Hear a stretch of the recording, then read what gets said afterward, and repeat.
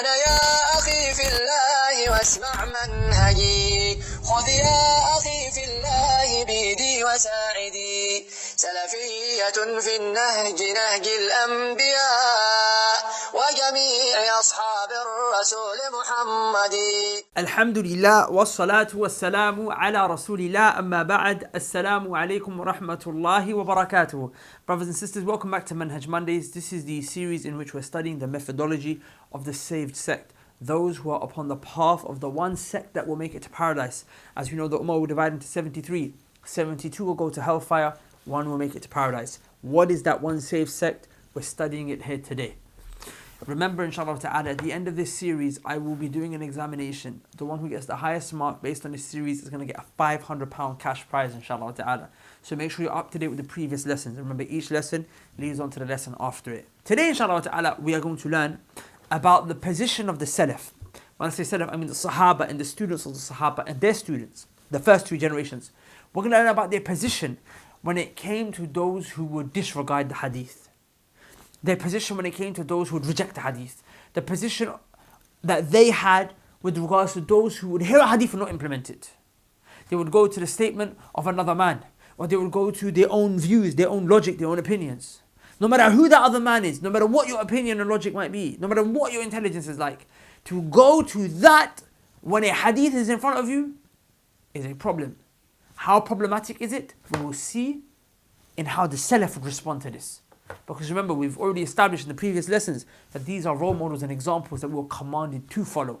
And we cannot be from the saved sect unless we follow them. So we have to look at their attitude with regards to the ones who would be, negligent towards the Hadith.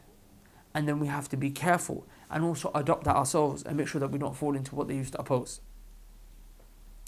First, let's take some verses to show the importance of honouring and respecting the Sunnah.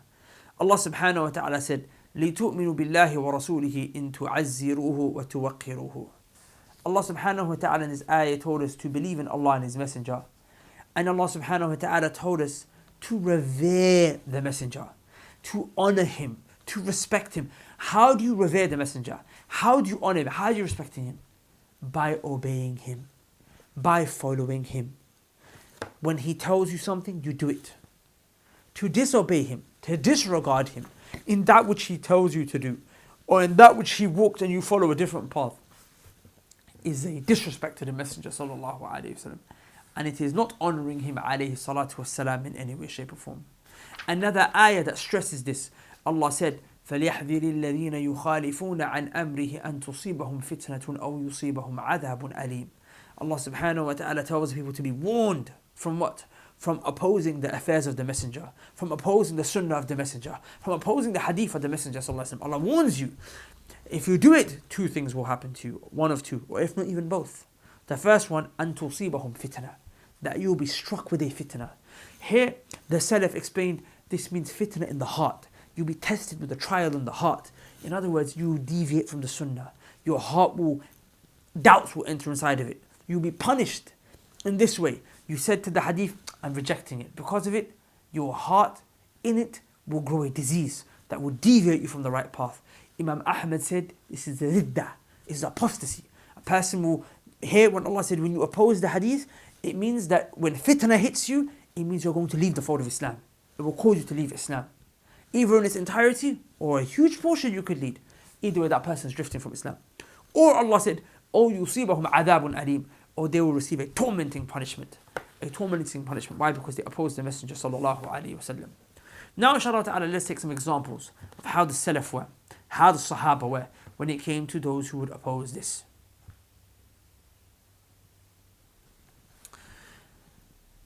Umar ibn Khattab radiyallahu anhu had a son called Abdullah. Abdullah was also a companion. Abdullah ibn Umar radiyallahu anhuma was a companion, he was a scholar, and he had a son whose name was Bilal. He said in his presence that the Prophet sallallahu alaihi wasallam said, "La tamna'u," do not prevent your women from going to the masjid. If your wife comes, she says, I want to go to the masjid, you shouldn't prevent her. If your daughter comes, she says, I want to go to the masjid, you shouldn't prevent her. That's what he said. Even though the default position is that women They stay in the house. وَقَرْنَ فِي بُيُوتِكُنَّ وَلَا تَبَرَّجْنَ تَبَرُّجَ الْجَاهِلِيَّةِ الْأُولَى. Stay in your houses, Allah told the women. And they only come out when there's a need. Regardless though, this masjid issue here, if they want to come, they shouldn't be prevented. Even though the prayer in her house is better for her, but if she wants to come to the masjid, she shouldn't be prevented. فَقَالَ Bilal, his son Bilal said to him, Wallahi, we will prevent the women from going to the masjid. I'm not going to have it. He heard the hadith, disregarded it, and said, we are going to still prevent our women from going to the masjid. The hadith of the messenger is clear. Yet he did what? He said, no, I'm not going to listen.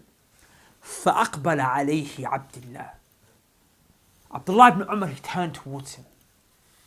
He looked towards him. He faced him. Like, what did you just say? Directed himself. فَسَبَّهُ سَبًّا سَيِّئًا مَا سَمِعْتُهُ سَبَّهُ مِثْلَ قَطْ. The narrator, Salim, mentions that he insulted his son. Not just any insult. سَبَّهُ سَبًّا سَيِّئًا. He insulted him raw. He insulted his son raw. How dare you say that? مَا سَمِعْتُهُ سَبَّهُ مِثْلَهُ قَطْ. Salim said, I never heard him insult anyone in that way ever before. He lost it with his son. How dare you?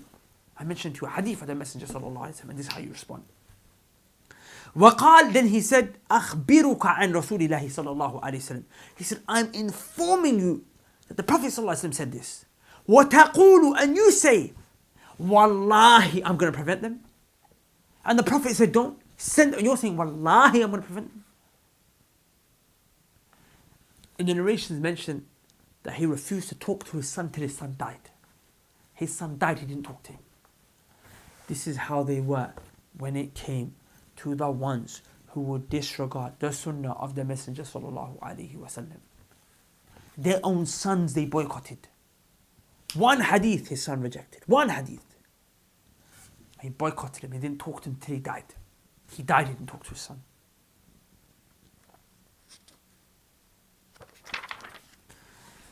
Take another example, inshallah ta'ala. ولما كان ابن عباس رضي الله عنه يأمر الناس بالتمتع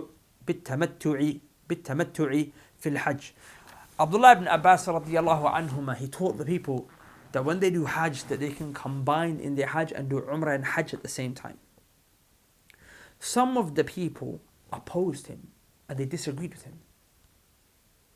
They said, Abu Bakr and Umar, they used to say that we cannot do this. We cannot combine Hajj and Umrah together. Now Abdullah ibn Abbas is teaching them that they can do Hajj and Umrah together, and he's bringing evidences. He's bringing ayat, he's bringing ahadith, he's bringing evidences to say that you can do this. They turn around and say, well, to be honest, no, we're not going to do it. Because Abu Bakr and Umar radiallahu anhum, these two great noble scholars, noble Sahaba. In fact, the best from this ummah after the Prophet ﷺ were these two men. Buried right next to him even till today. Status is known. Wherever the Prophet went, Ali radiallahu anhu said, when I would hear the Prophet say a lot, when I entered with Abu Bakr and Umar. When I left with Abu Bakr and Umar. They were always together. So they mentioned these two men as an evidence to say, no, we can't do it. They said no. But Abdullah ibn Abbas is bringing evidence from the Prophet himself. فقال, Abdullah ibn Umar said, أراهم سيهلكون. He said, these people, they look to me like they're going to be destroyed. He said, I see that they are going to be destroyed. The destruction is going to come onto them. Why? He said, قال رسول الله صلى الله عليه وسلم. I'm saying to them that the Messenger صلى الله عليه وسلم said this. ويقول, they say, نهى أبو بكر وعمر. But Abu Bakr and Umar prevented us. They said, we are saying that, I'm saying the Messenger said. And they're saying Abu Bakr and Umar. To show you, wallahi, we love Abu Bakr and Umar radiallahu anhuma. But no matter how much we love them, they do not have a position above the Messenger sallallahu alayhi wasallam. And this is a Sahabi himself mentioning this. وكان ابن عمر رضي الله عنه يأمر الناس بحج التمتع. Again, the son of Umar ibn Khattab, Abdullah, we mentioned earlier, he used to also tell the people to do Hajj tamattu, where you do Hajj and Umrah together. A lot of them, They used to oppose him.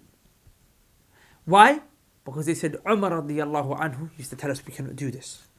Umar had his view. He maybe never saw the evidence. Remember, hadith were many. Imam Shafi'i rahimahullah said any one person who claims that he's memorized all the hadith of the Prophet ﷺ is a liar. Because the narrations are millions. So maybe there was a hadith that never reached him. Right? So they said, based on Umar, he said, no, you can't do it. So we won't do it. And then look what Abdullah said. This is the son. His father, they're mentioning his father. Look what he says. He says, أَفَكِتَابُ اللَّهِ عَزَّ وَجَلَّ أَحَقَّ أَن يُتَّبِعَ أَمْ عُمَرٍ. Is the book of Allah subhanahu wa ta'ala, is it not that the book of Allah, the Quran, أَحَقُّ أَن يُتَّبِعَ أَمْ عُمَرٍ, does it not have more rights that you follow the Quran, the book of Allah, than following Umar? That's his father. But he's saying, is it not more befitting that you follow the Quran than you follow my father? Are you followers of my father or are you followers of the Quran and the Sunnah? To show you how they were. Another example is pertaining to Abdullah ibn Abbas radiyallahu anhuma again. When Mirwan ibn Hakam, he said to him, أَتُفْتِ فِي الْأَصَابِعِ عَشْرٌ عَشْرٌ. He said, you're giving fatwa with regards to the blood money for the asabi', for the fingers. You're mentioning that the blood money, the value of it is 10, 10, ashrun, ashrun. He said, but it has reached that Umar radiallahu anhu, he used to have a different view. He said that the value of the blood money for the fingers is different. That was his view. فقال ابن عباس رضي الله عنهما, he said, رحم الله عمر. May Allah have mercy on Umar, because he's dead now. May Allah have mercy on him. قول رسول الله صلى الله عليه وسلم أحق أن يتبع من قول عمر رضي الله عنه. He said that the statement of the Messenger صلى الله عليه وسلم أحق, it is more befitting أن يتبع, that you follow it, as opposed to following the statement of Umar رضي الله عنه, may Allah be pleased with him. To show you this is not belittling Umar. But Umar radiallahu anhu, yes, Abu Bakr, Umar, no one individual from the companions who came after is going to be greater than Umar and Abu Bakr. But that doesn't mean that Abu Bakr and Umar are greater than the Prophet ﷺ.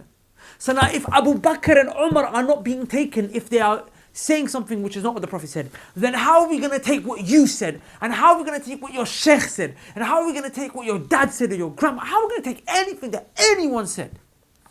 If we're not going to take Abu Bakr and Umar when they are saying different to what the Messenger ﷺ said, then how are we going to take from you? How are we going to take your opinion, your view, or the ones that you look up to?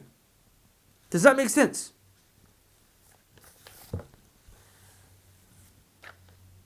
We can go on for examples, wallahi. Again, Abdullah ibn Abbas radiallahu anhuma and Abu Huraira were having a discussion about doing wudu through something that has gone through the fire. Like, what do you do? If you consume something that's gone through the fire, do you do wudu after or not? Or they were having that discussion. So Abdullah ibn Abbas radiallahu anhuma, he started to give examples to try and make Abu Huraira understand. He was like, look, dude, like he was trying to give analogies. He was trying to give examples. And Abu Huraira, he became angry. He said, Ya ibn akhi, O son of my brother, إذا سمعت حديثا عن رسول الله صلى الله عليه وسلم, if you hear a hadith from the Messenger صلى الله عليه وسلم, فلا تضربوا له مثلا, then do not then come with examples. Don't come with your examples to the hadith. Leave your examples. I just mentioned a hadith and you're telling me, you're giving me examples. I just gave you a hadith of the Prophet صلى الله عليه وسلم. Take it. If you heard that, stop then. Stop. Don't go ahead of yourself. These were all Sahaba that I gave examples of. Another example, Qatada, rahimahullah, who is a student of the Sahaba. He said, حدث ابن سيرين رجل بحديث عن النبي صلى الله عليه وسلم. That Muhammad ibn Sirin, he told another man about a hadith of the Prophet صلى الله عليه وسلم. فقال رجل, then the man said, when he heard the hadith, he kind of disagreed with what he heard. And he agreed with a statement of someone else, but it wasn't another statement of the Prophet. It was a statement of some other random man. He said, قال فلان كذا وكذا. He said, another guy, so and so, he said this. He explained it. He mentioned this in some other way. Ibn Sirin mentioned a hadith of the Prophet, and the man said, I hear what you're saying, but so and so said X, Y, Z. فقال Ibn Sirin said, he said, I reported to you, I narrated to you a hadith عن النبي صلى الله عليه وسلم. وتقول, and you said, قال فلان وفلان كذا وكذا. But in response, you said, no, so and so, rather so and so, this sheikh, that person, said this X, Y, Z. He said, لا أكلمك أبدا. I will never speak to you ever again. Me and you have nothing to do with each other now. It's game over. Our relationship has come to an end.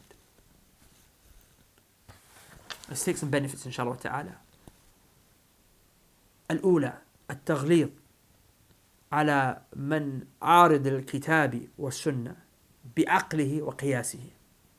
We should become angry and show anger towards the one who opposes the Quran and the Sunnah with his logic, with his intellect, or analogies and examples. Number two, we should also show تغليظ and anger towards the one who opposes the Quran and the Sunnah by his opinions, or not his opinions, by the opinions of other men and their statements. He mentions, you so-and-so said this, so-and-so believed this. I told you we're not taking Abu Bakr and Umar against the Prophet ﷺ. How are we going to take anyone less than them?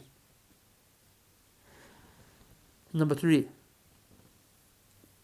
we take from here the importance of the legislation of boycotting the one who opposes the Quran and the Sunnah and turning away from them. Like for example, Abdullah ibn Umar, the way he turned away from his own son. The way Muhammad ibn Sirin said to this man, I will never talk to you ever again. Boycotted this person.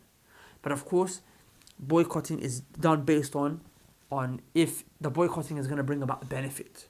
If it's going to bring about a harm, then no. But if it's going to bring about a benefit, yes. We'll discuss that inshallah ta'ala in the series later. We also benefit from here that opposing the Quran and Sunnah with regards to your views or the views of men is for one of the reasons of destruction. As we mentioned in the ayah where Allah subhanahu wa ta'ala said, فَلْيَحْذِرِ الَّذِينَ يُخَالِفُونَ عَنْ عَمْرِهِ أَن تُصِيبَهُمْ فِتْنَةٌ أَوْ يُصِيبَهُمْ عَذَابٌ أَلِيمٌ. That it's either going to be a fitna that's going to come to your heart and you could leave Islam, or you'll be punished with severe tormenting punishment. And the final one, we learn the shiddah, the severity and the intensity of the Sahaba and the Salaf when it came to obeying and implementing and following the Sunnah, such that they would not let anyone oppose it. So this is very important, brothers and sisters, wallahi, that we are like this. We hear a hadith, we don't argue with it, we don't debate it. I heard it. What did Allah say? سَمِعْنَا وَأَطَعْنَا. Hear and obey. Don't be like the Jews who said سَمِعْنَا وَعَصَيْنَا. We hear and we disobey. Don't be like that. Be like the believers. And sometimes it might seem hard when you come across a hadith about the beard, the niqab, the jilbab, whatever, trousers above the ankles. It might seem hard, but implement it. Wallahi, ease will come the moment you implement it. Because Allah told the Sahaba to do something once which was difficult. And the Sahaba was saying to the Prophet ﷺ, this is difficult. And then the Prophet told him, just do it. Don't say what the Jews said, that we hear and we disobey. Rather say we hear and we obey. And then they did. And then Allah made it easy for them to do, after that. And that's when Allah said down the ayah, لا يكلف الله نفسا إلا وسعها. That Allah will not burden a soul more than it can bear. Meaning that hadith that you hear, wallahi, you can do it. Wallahi, my sister, you can wear niqab. Wallahi, my sister, you can walk out without makeup. Wallahi, my sister, you can wear jilbab. Wallahi, my brother, you can grow your beard. Wallahi, you can wear trousers above your ankles. Wallahi, you can do all these things. Wallahi, it's not too much for you. It seems too much, right? And it might be at that beginning. But the moment you say, I hear and I obey, the way the Sahaba did, Allah in your heart will give you strength to do it. Because Allah said, لا يكلف الله نفسا إلا وسعها. Allah will not burden and test the soul more than it can bear. The moment you say, I'm going to do it, Allah will give in your heart the strength so you can do it. Allah will give it to you. But you will not feel that until you say, okay, I'm ready. Give in and then watch the way Allah opens doors. The scholars call this the ayah of takhfif. the ayah of making things easy. The ayah of making things easy. Allah made things, the moment, wallahi, it's true. Me, I used to struggle with growing my beard. Wallahi, I used to try and find ways and avenues and back roads. And he said, I used to be one of these guys that I'm telling you, used to, say, oh, but this person said, but that person said. But in the end, when I said, you know what, the Prophet said it, it's clear, let me just do it. Wallahi, that moment it became easy for me. That moment it became easy for me. And I pray that Allah subhanahu wa ta'ala makes it easy for you also. Inshallah ta'ala, we've gone in a lot more detail on these topics in the Knowledge College, which is the Islamic Studies guide that we have online. I really hope that inshallah ta'ala, you guys will sign up online inshallah ta'ala and join us. So you can inshallah ta'ala also benefit from that stuff online. We've got lots of lessons and you can enjoy them from the comfort of your own home. A lot more detail than what we do here. Subhanakallahumma wa bihamdika ashhadu an la ilaha illa anta astaghfiruka wa atubu ilayk. If you want to check out the Knowledge College, go to the link below. Hey guys, I really hope that you benefited from that video. Before you go, I want to ask you a really important question. Have you guys ever thought about studying Islam and seeking knowledge? If not, then I want you to reflect upon this hadith of the Prophet sallallahu alaihi wasallam. The Prophet said that seeking knowledge is obligatory upon every single Muslim. Of course, that doesn't mean you have to be a scholar, but you have to know the basics in order for you to be the best possible slave and worshipper of Allah that you can possibly be. So we decided to provide a solution for this. You see, many people want to study, but they don't have the means or the resources to do so. So we set up an online institute called the Knowledge College, where you can study Islam from the comfort of your own home. So if you want more information on the Knowledge College and you'd like to sign up, go to the link below, check out the website, and hopefully we'll see you on the other side. Assalamu alaikum.